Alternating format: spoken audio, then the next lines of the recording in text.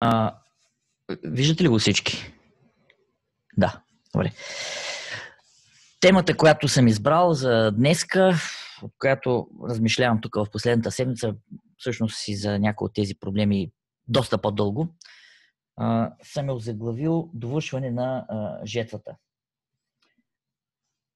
И тази жетва, за която ние сме чели в Библията, се споменава на няколко места и ние ще се спрем на някои от тях. Но реших да говоря за тази тема във връзка с изминалата година. Изминалата година основното, което беше в, така да се каже, размишленията на повечето хора в центъра на тяхните проблеми, беше коронавируса, събитията свързани с тази пандемия, най-вече карантините, които, както виждате, всички сме в поредната карантина в Австрия, също е така, както и при вас. Има много места по света, е така.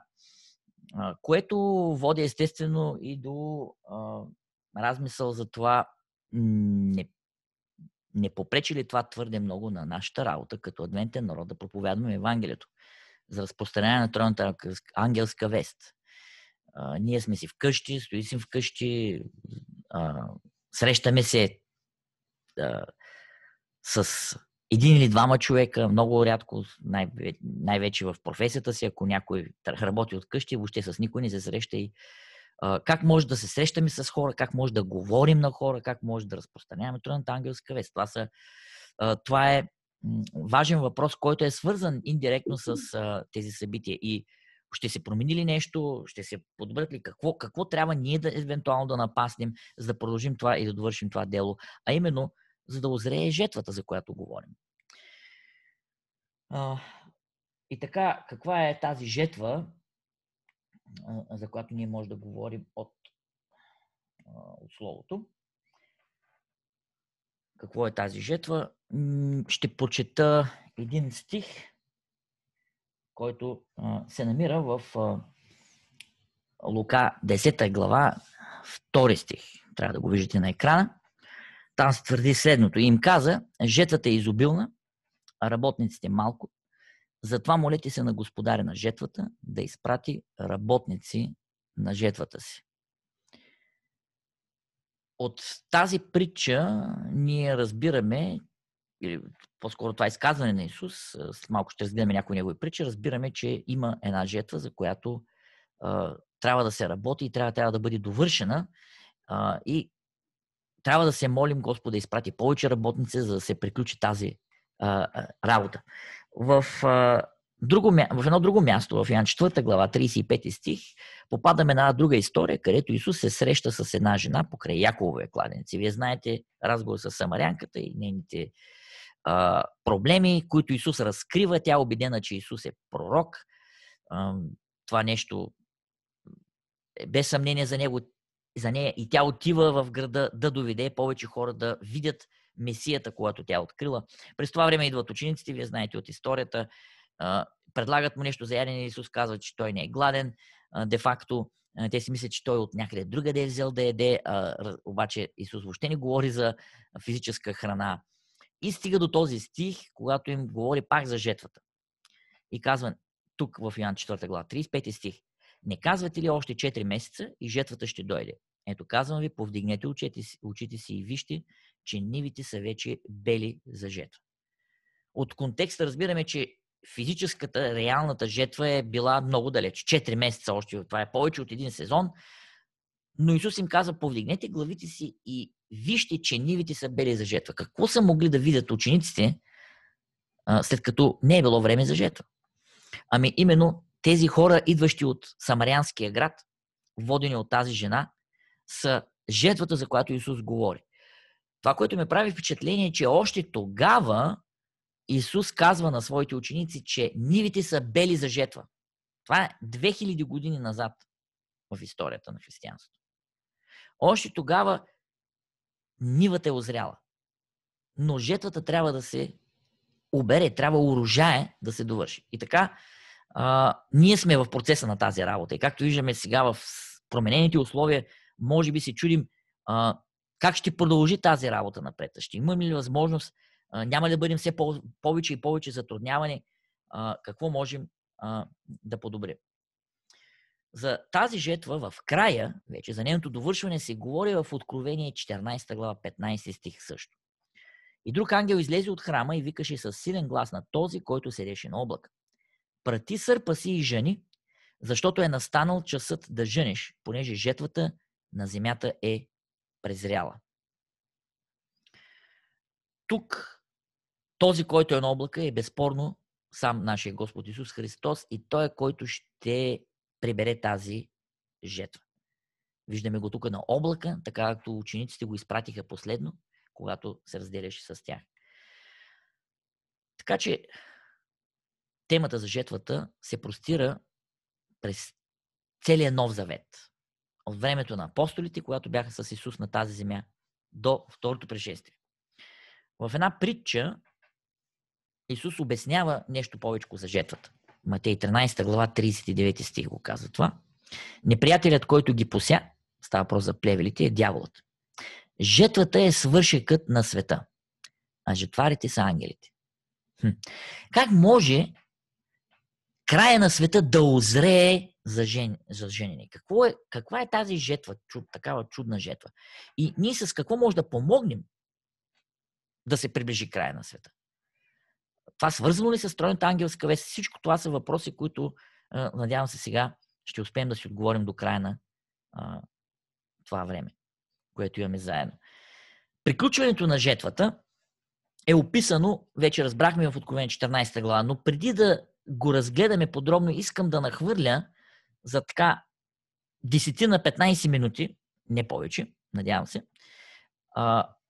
един кратък преглед на книгата Откровение до 14 глава, защото разберем ли структурата на Откровението малко по-добре, разбираме и защо се казват определените пасажи и цитати, къде пасвате точно в историческите събития, за да може да разберем по-добре смисъла на текста, който разглеждаме, а именно когато жетвата ще бъде приключена.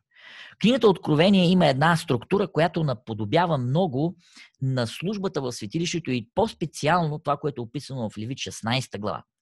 Левит 16 глава е описан така наречения ден на умилостивенията. Тук искам една скобка да отворя. Много хора казват Йом Кипур, но това е преведено от еврейски, означава ден на умилостивението или в единствено число Йом Кипур. Никъде в Библията това не се казва. Няма такъв израз Йом Кипур. В Библията се казва Йом Кипурим, денят на умилостивенията. Всеки ден се извършва умилостивение в единствено число. Но има един единствен ден в годината, когато се извършва от деня на умилостивенията, т.е. генералното очистване на светилището. Така че от тук нататък, като добри изследователи на Библията, вече по-добри познавачи и дори на еврейския, вече от тук нататък всички трябва да казваме Йом Кипурим. Това е библейският израз. Йом Кипур, един наш теолог, както се изразяваше, Теофило Ферера, той беше известно време в Еломайт Естейт, той казваше, това е еврейска ерес, Йом Кипур, няма такова нещо. Така, структурата на Откровението. Откровението, както и тази служба в светилището по времето на Деня на милостивенията, протича в именно този напредък на първосвещеника, който влиза в процеса на този ритуал все по-навътре в светилището и стига дори най-накрая до центъра на светилището, до Светая светих, както ще видим сега, точно това се случва в Откровението. И първата част на Откровението, така нека да наречем историческата част, е разделена на 3 седморки, които ни прекарват през историята на църквата, на Божият народ, на спасителния план.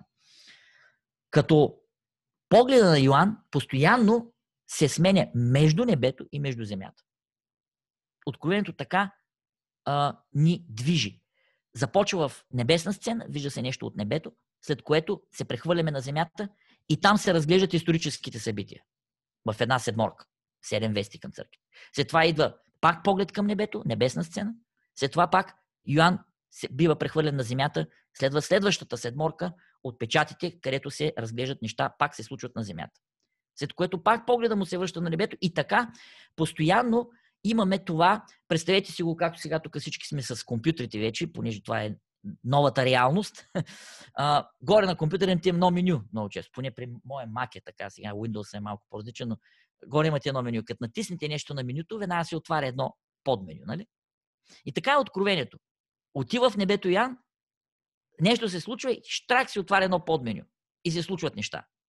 След това пак се връщаме нагоре на менюто, пак отваряме следващото, разглеждаме следващата част. И така откровението е в първата си част построено.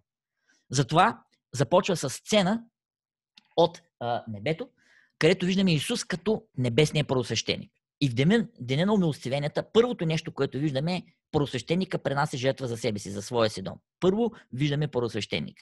Затова Исус първо се явява. Съответно, когато той се явява на Йоан така, той има и вест към своите хора, към своите служители, защото вестите са специално към ангелите на църквите. Ако някой обърна внимание на този детайл, това са служителите на църквата, нейните вестители, тези, които разпространяват вечното Евангелие. И Исус естествено дава тези вести, това вече от небесната сцена, Исус първосвещеника, слизаме сега на земята и се говори за тези 7 църкви. Ние ги знаем от историята как се прилагат естествено първата ранната църква на времето на апостолите и техните ученици, които разпространяват Евангелието за едно много кратко време, надалече в Римската империя.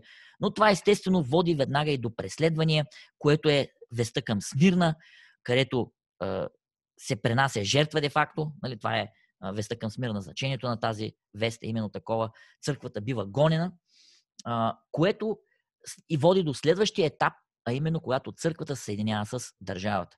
И имаме веста към Пергам, когато император Константин през 313 година, не 3000, много избързах напред във времето, 313 година обявява християнство за официална религия и това за нещастие води до едно разделение на християнството на две.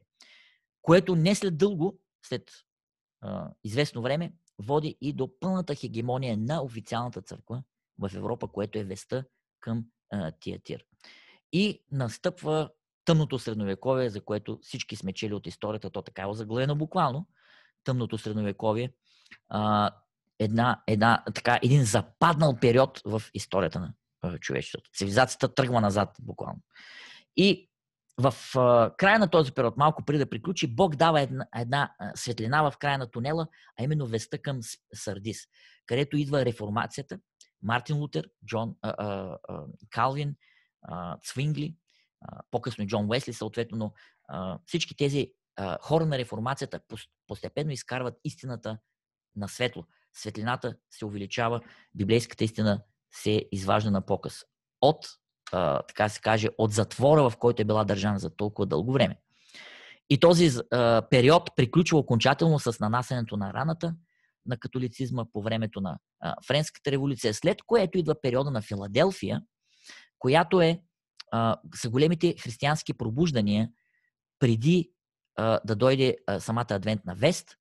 Тази адвентна вест настъпва и с адвентната вест идва един период на едно самозадоволство. Значи всичко открито, светлината е неизвестна, всички доктрини, цялата истина имаме и така нататък. И идва периода на Лаодикия, което е последната вест, която Бог има към своя народ и дава последно предупреждение. Вече съм на вратата, хлопам, който е готов, нали? Който отвори, той ще вечеря с мене и аз с него. И там Бог предупреждава Лаодикия да не си мисли, че има всичко, защото е всъщност ощетена в някои страни. И така, набързо преминаваме целият период на християнството, но това са лични вести на Бог към неговия народ. След което Йоан се връща в небето и там е сцената в двора, където виждаме агнето като заклан. Щом виждаме агнето като заклано, означава, че сме със сигурност в двора на светилището.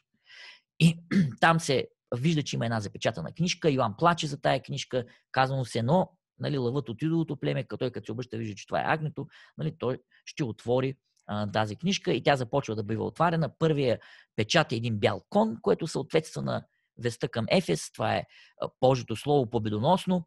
Не след дълго обаче това води до гонение. Естествено, Божието слово започва да бъде преследвано, защото е представено чрез този огнен на цвят кон, червен де-факто. И конника държи един меч, буквално на гръцки се казва махайра, което е буквално кинжал, жертвен кинжал, който, например, Авраам има на планината Мория. Така че става въпрос пак отново за жертва. Божият народ бива преследван, бива пожертван заради Евангелието, което носи.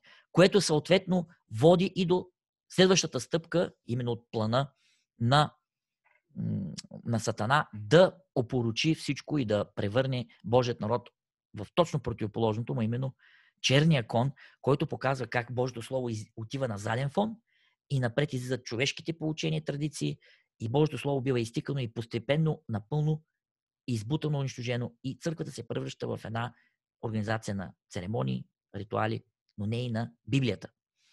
Което води съответно и до този дълбок период на буквално духовна смърт. И конника, който е блед, на него язде смъртта и след нея върви гроба, пълна духовна смърт. Което ни води сега до един по-голям скок във времето. Имайте предвид, еврейското мислене не е както нашето мислене, европейското мислене. Ние повече мислим като гръците. Ние си мислим, че всичко трябва да върви точно по една линия на времето. Самия гръцки, еврейски език дори не е така устроен. Той не се занимава много с времената. Това не е интересно за евреин. Самия еврейски език се интересува повече от събитието. Какво се е случило, а не кога се е случило. Затова и самото откровение, макар и да има хронология известна в него, то по-скоро занимава с теми. И тези теми вече идваме тук в края на времето, биват по различен начин разглеждани. На всички места последните 3 части са различно ситуирани, различно положени. Затова след това този голям духовен упадък остава въпроса какво ще стане с тези, които са били избити за вярата си. И те задават този въпрос под олтаря и им се казва: ето, една бяла дреха имате, изчакайте. Те задават въпроса: до кога няма да съдиш? Тук се загатва, че ще има съд. Това е, което после ще се разработи по-подробно в следващата седморка. Тоест, наближаваме до съда, с което се отваря и 6-тия печат и веднага сме вече в края, буквално при второто пришествие. Сцена от второто пришествие. Но в края на тази сцена интересното, което се задава, е кой може да устои. И 7 глава е де-факто отговора на този въпрос. Така че ако трябва да го разглеждаме хронологично, трябва да поставим 7 глава преди 6-тия печат. Но 6-тия печат завършва с важния въпрос, на който въпрос отговор е 7 глава. Защото тя ни показва запечатаните, което се случва преди второто пришествие. Така че виждате, откровението не винаги следва хронологично една историческа линия, по-скоро обаче една тематична линия. Затова някои хора се бъркат често и се губят в откровението, къде се намират. Така че отговор на въпроса е 7 глава и той ни показва какво. Божият народ, 144 000 запечатани, които ще отстоят по това време на скръпта, които ще преминат, ще победят в края. И колкото повече отиваме напред в откровението, толкова повече Бог фокусира върху тази част, върху неговия народ. Кои са тези хора, които ще победят? Защото жетвата ще приключи с тях. И това е фактически 7 глава. 144 000 запечатването, кои са тези хора. И в края, понеже 6-тия печат е в пришествието, всички вече са там, ангелите, Исус, всичко е там. Небето, тишина. Няма никой. Всичко е изпразнено там. Но вече след като сме пристигнали в небето, сме в небесна сцена, което ни въвежда веднага в следващата седморка, в Откровението, което ни въвежда в следващата част. Защото там виждаме кадилния олтар. Значи сме вече къде? Вътре в светилището. В небесното светилище. И там се отваря вратата към следващата поредица, вече от съдбите, които ще сполетят хората заради отстъплението, което са направили. И за всичките отстъпления, които са, Бог тръби една тръба. Тръбите винаги провъзгласяват съдби. Това го има и в самите еврейски празници. Преди ден на Установението се е тръбяло. И затова имаме тръби тук. Първата тръба ни представя падането на Йерусалим. Евреите са първите, които преследват Божият народ.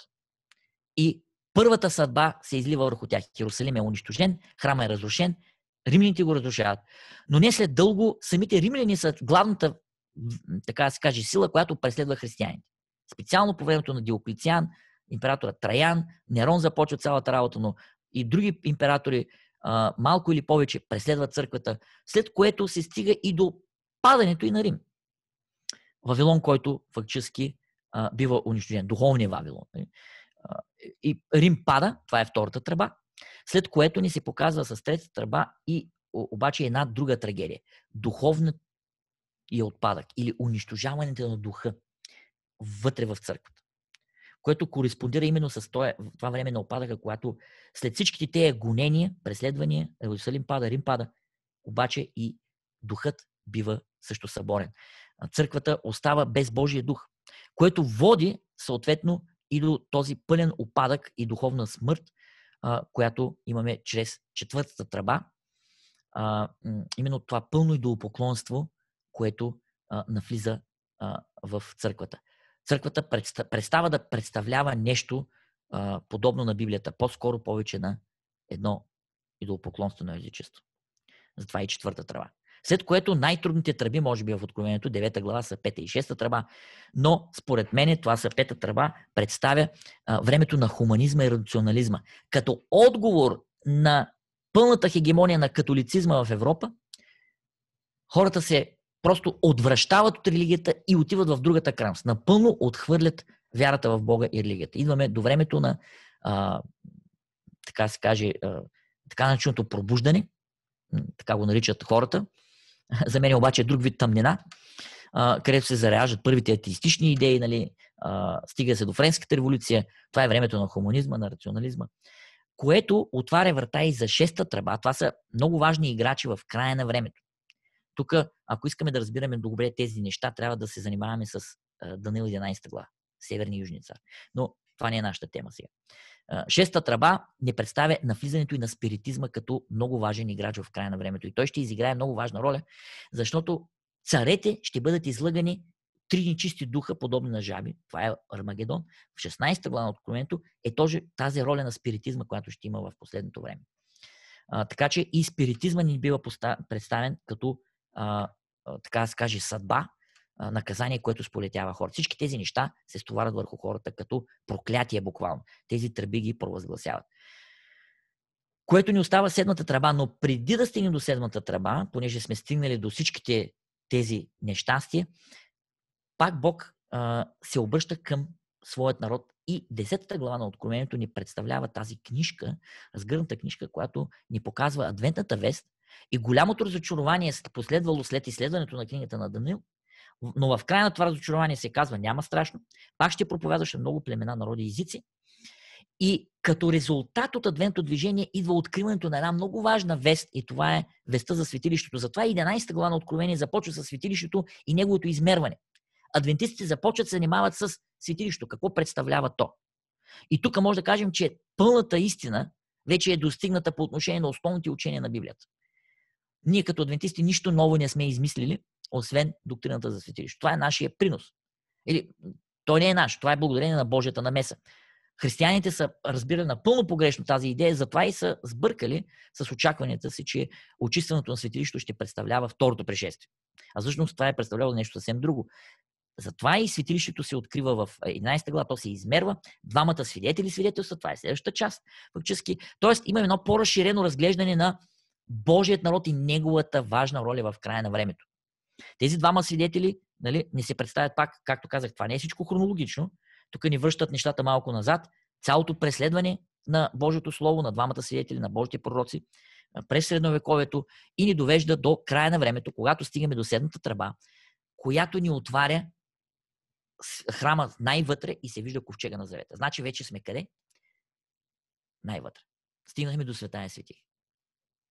И така извървяхме целият път на празника на деноносновенията, все още не целия, но до вътрешната част, когато просвещеника влиза в Светая светих. Ковчега на завета се вижда.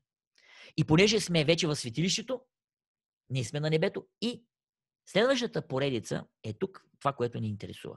До тук беше историческата част на Откровението. Това са все исторически пророчества, които се въртят на 3 седморки, но след това идва в центъра на Откровението най-важното, защото 12 глава е буквално центъра на Откровението. И това е темата за Великата борба. И тук Великата борба буквално ни връща от съвсем от начало, защото се показва змея, който е Сатана, разбираме го от Откровението, който завлича една трета част от звездите, ангелите заедно с него, които излизат в бунт срещу Бога. Тоест, темата е съвсем глобална, но се връщаме естествено и във времето на християнството, защото и жената е показана, църквата, нейното дете, което е Христос, който води после война на небето, Михаил срещу змея. Той бил победен, свален на земята и така нататък. 1260 години църквата е била преследвана, обаче това преследване води до неуспешен резултат. Не може църквата да бъде унищожена, жената оцелява и змея в края на 12 глава застава на морския пясък, защото е готов да се бори напоследно с остатъка от Божият народ. И това ни води до 13 глава. 13 глава ни връща назад малко, като виждаме, че представителя на земята или тази сила, чрез която змея е действал, този смертмоглав звяр, е всъщност същия звяр с 7 глави и 10 рога, който дори познаваме от Даниил. Защото той е една смесица от всичко, което Даниил ни е казал до този момент.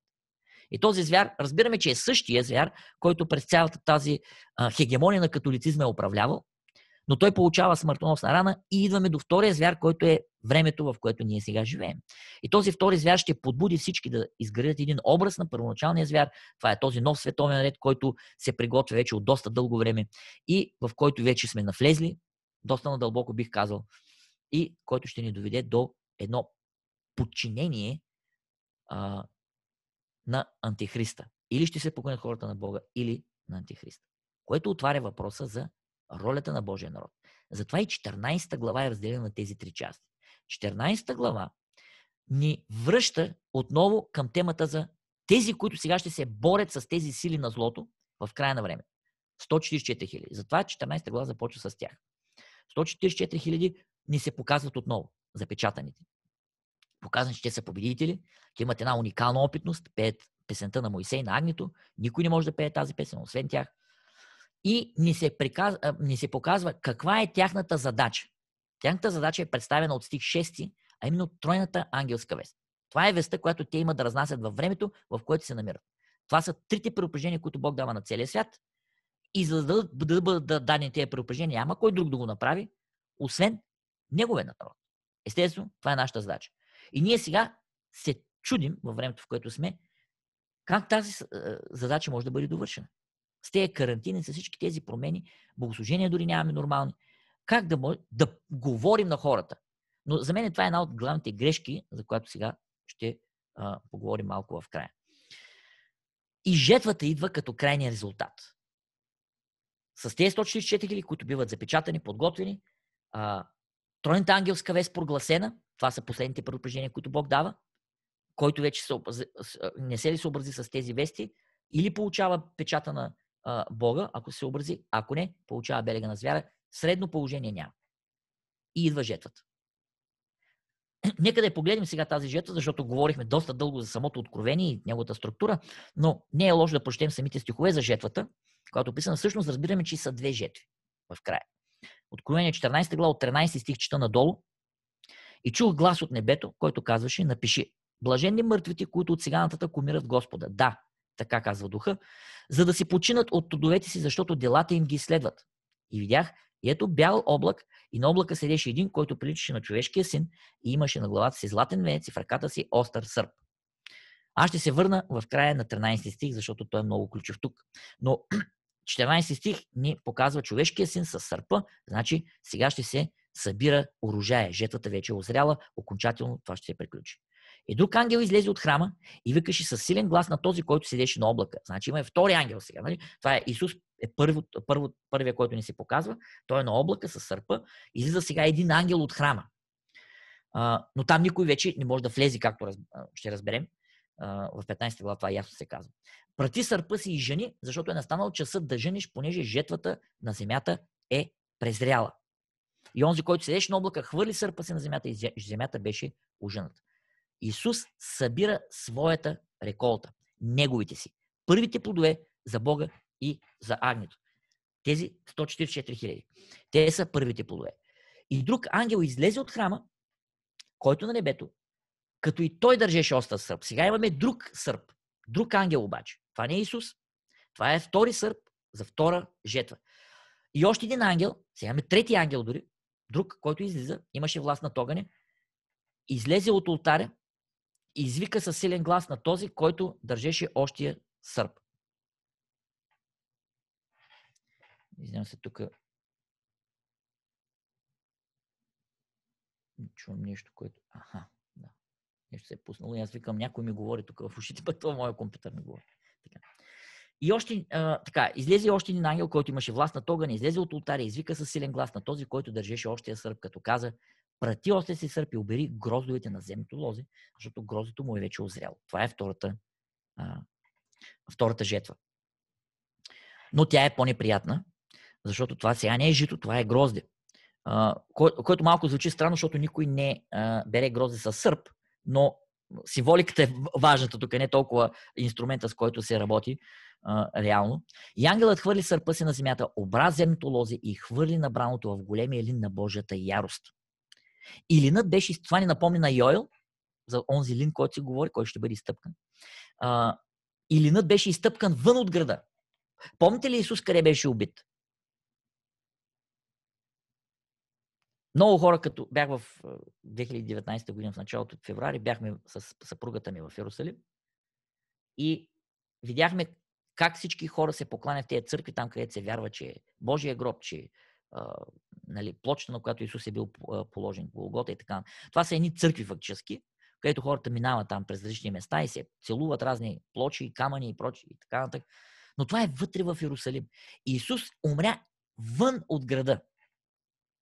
Хората ходят да се покланят на някакви си там места, които дори не са реалните, но както и да е, Исус беше убит вън от града. И сега същото се случва с тези хора, с тази жетва, с гроздето. То бива изтъпкано вън от града, по същия начин, както Исус беше убит.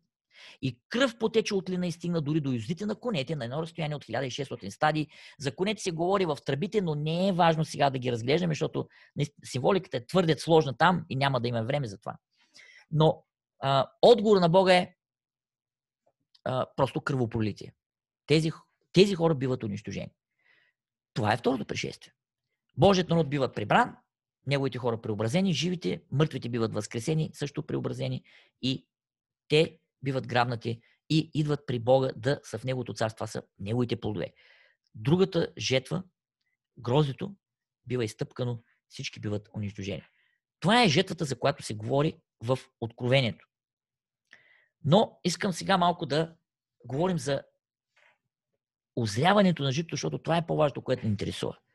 Как Господ ще приключи тези неща, това е интересно, вълнуващо, но не е най-важно за нас сега в момента. За нас е важно да разберем как това жито озрява и кога най-накрая ще дойдем до този момент, когато вече всичко е готово и Исус е готов да се завърне. Озрялото жито, за него се говори в Библията на най-различни места, но в Марко 4 глава 26-29 стих ще прочита тази притча, която Исус използва да обясни тези истини. Той използва няколко пъти тази притча за семето, за жетвата и така.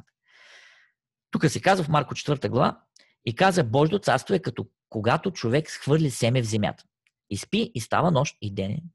И как никне и расте семето, той не знае. Защото земята сама се произвежда, първо стръх, после класа, след това пълно зърно в класа. И когато озрее плодът, на часа изпраща сърп, защото е настанала жетва. Дори същите фрази са използвани, които в Откровението виждаме. Помните ли, ангелите казаха: прати сърпа. Исус праща сърпа и други ангел и той праща сърпа. И тук в тази притча ще казва: на часа изпраща сърп, защото е настанала жетва. Кога обаче това става? Когато озрее плодът. За този плод Исус казва малко по-рано в предната притча, която е позната, много добре позната на повечето от нас, притчата за сеяча, който излезе да сее семето. И семето пада на 4 различни почви. И четвъртата почва е хубавата почва, която се казва в Марко 4 глава 20 стих: а посятото на добрата земя са тези, които слушат Словото, приемат го и дават плод. 30, 60 и 100-кратно. Значи различен е плода. Едни дават повече, други по-малко. Но това явно няма значение, защото и една притча за талантите също казва: един 5, друг 10, един 2, няма 2, един, колкото и таланта да дава човек. Няма значение от количеството. Качеството е важно. Но те дават плод.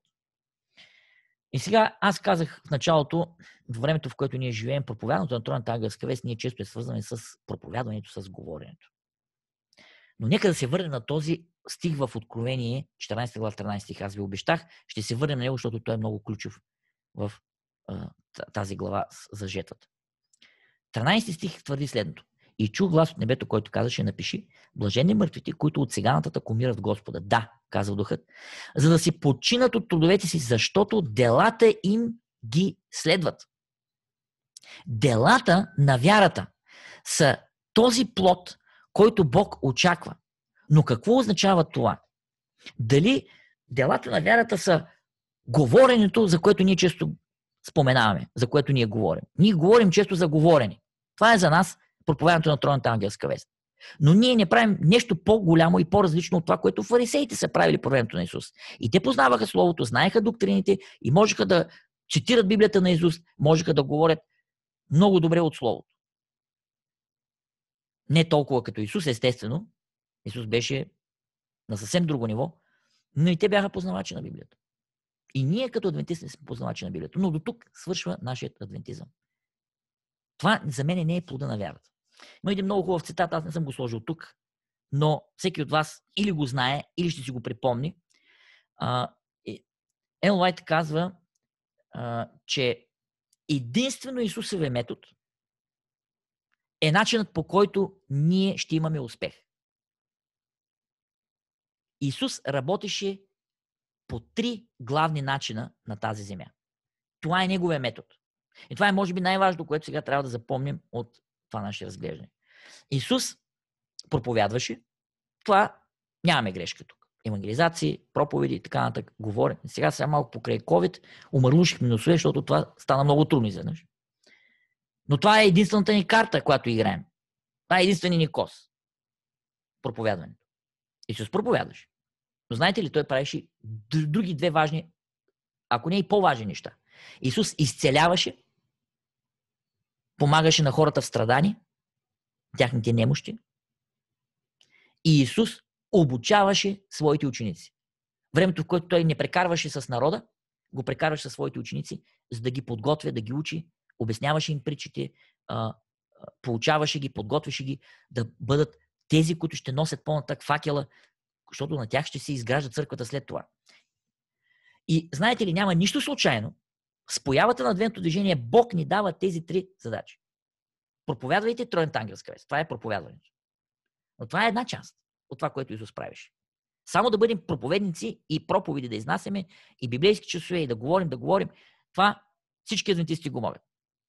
Но много ни куцат другите 2 неща. Бог ни дава здравната вест. Защото здравната вест, и много често го цитираме това клише, то е станало до болка познато и напълно дори безмислено за някои адвентисти, такава степен, че го споменават без да разбират какво означава. Че здравната реформа е дясната ръка на тройната ангелска вест, на Евангелието. И това не е случайно. Бог ни дава неговия метод да работим в края на времето. И другата важна вест, която Елън Уайт има много главни видения във връзка с това, е със здравната реформа и после за изграждането на училища. Образователната реформа. Да имаме училища. Тя дори казва съвсем ясно едно място. Ако някой се интересува цитата, аз ще му го дам къде се намира. Ще го видите в оригинал буквално какво тя каза. Дори църква да има с 6 деца, ние трябва да имаме църковно училище, да имаме училище за нашите деца. Колко училища имаме? Тук-там имаме. Дори се гордеем, че сме 2 след католическата църква по брой училища. Но знаете ли, трябваше да сме 1. Ние трябваше да имаме уникална система за обучение, различаваща се от тази на света. Света отмъква нашите млади хора. Чрез системата, в която те се намират. Включително образователната система. Не само музиката, културата, филмите и всичко, цялата обстановка, в която се намират хората, но и образователната система. Ние губим този фронт. 70% от децата, родени в църквата, деца на адвентисти, напускат църквата. 70% на Запад, говоря. Тук това е важната звездичка, която трябваше да кажа. Не в целия свят е това, но специално на Запад. Това са нашата част на света, Европа, САЩ, Австралия, Нова Зеландия, тези места. Южна Африка. 70% от нашите младежи не остават църквата. И няма никакво значение консервативна, либерална църква, как пеят, какво пеят, хилсонг песни ли, традиционни песни ли, какво да е. Това не въобще ни помага. Губим с еднаква скорост младите хора. Църквата остарява все повече. Всяка година, с една година остарява църквата. възрастовата граница се дига. Защото все по-малко млади хора. Декана на нашия факултет тук в Богенховен, където аз учих преди време, когато аз учих, имаше австрийци, които учиха с мене. И той се оплакваше на последния събор точно за това. Каза, тази година, 4-та година теология, завършват 2 австриеца. 2 момчета са се записали да учат теология, да станат служители. Младежите не искат да се занимават с проповедничество. За тях това е най-неблагодарната професия. Той каза, 3-та година теология няма нито един австриец записан. 2-та година теология студенти, които учат, нито един австриец. 1-та година сега тези, които учат в момента са започнали, нито един австриец. И той каза, следващите 3 години няма да завърши нито един австриец за това поле. Да стане служител на църква. Никой не иска да го работи. Младите хора нямат интерес. Това за тях са безинтересни неща. И ние трябва да се занимаваме с тази работа. Значи нещо, генерално сме сбъркали в нашия подход, ако си мислим, че само чрез проповядване, чрез говорене на хората, ние си вършим работата. Ние трябва да проведем една пълна, тотална реформация по нашия стил и начин на живот, нашето отношение, как работим. Да използваме Исусовия метод. Тези 3 области, в които той работеше с хората. Защото сега е шанса да го направим. По-късно този шанс ще стане все по-малък и по-малък. Ако не го направим сега, шансовете се ограбват все повече и повече. Колкото повече времето напредва. И ние няма да продължим дълго по този начин. Няма как да довършим делото по този начин с тази стратегия, която следваме. Това е малко по-дълго отклонение, което направих, но то беше във връзка с именно довършването на жетвата. И така, довършването на жетвата, да обобщя. Довършването на жетвата е свързано с тези дела на вярата, които се очакват от нас. Има още един цитат на Елън Уайт, не съм го сложил пак, но просто се припомних за него в момента. Елън Уайт каза съвсем ясно, че само тези, които имат Христовия характер, ще получат печата на Бога. Знаете ли колко важно изказване е това? Колко важна и дълбока мисъл е това? Много адвентисти си мислят, че така се получава печата на Бога. Печата на Бога се получава само ако ние живеем, буквално живеем Христовия живот. Напълно. Да, някой между другото пусна на английски цитата, тук що го видях в чата. Само Христовия метод ще даде пълен успех. Той е на английски. Тук, но който разбира английски, веднага ще може да го прочете. Това имах предвид по-рано. Сега, ако някой си направи труда и другите цитати да ги намира, аз ги имам на български, но не в тая презентация. Просто в момента пасва точно към това, за което говорим. Делата на вярата е точно тази пълна промяна на нашият характер, нашият стил, начин на живот. Затова аз от доста време говоря за тези центрове извън градовете, където ние трябва да превърнем нашето житие и битие в мисионска работа. Ние трябва да сме мисионери от до. Да не сме адвентисти в седмия ден, да сме адвентисти от седмия ден наистина. Не само в седмия ден, но всеки ден. Защото много адвентисти са само адвентисти в седмия ден и край. След това ние се връщаме към нашето житие и битие, нашите деца се връщат към тяхните училища, към тяхните компютърни игри, към тяхните занимания, към тяхните приятели, към тяхните увлечения. Също и ние и сълта пак се обличаме с дрехите и ставаме адвентисти в седмия ден. Това е. И водим хората да им говорим, ако не може да говорим на тях, ги водим на църква да слушат някой друг да им говори. Това е нашата стратегия, да довършим делото, да озрее жетвата. Това няма да се случи по този начин.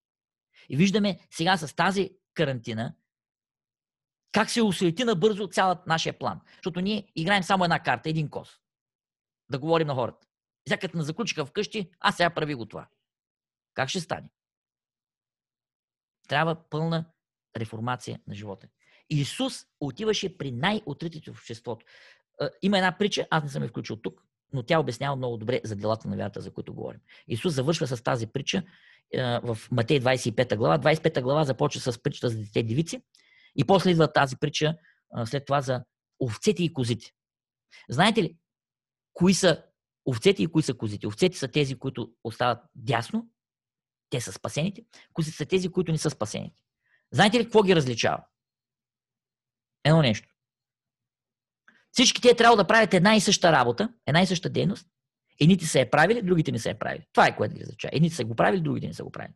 И знаете ли, в тези дейности не се описва никъде, че някой е говорил, някой изнасял евангелизации, някой извършил големи дела на вярата, чудеса, че бил голям администратор, че големи пророчества, че лидер на музикалната група, че не знам си какво, големи концерти организира и така нататък. Нищо от това не се случва. Знаете ли какво се говори? Гладен бях и ме нахранихте. Жаден бях и ме напоихте.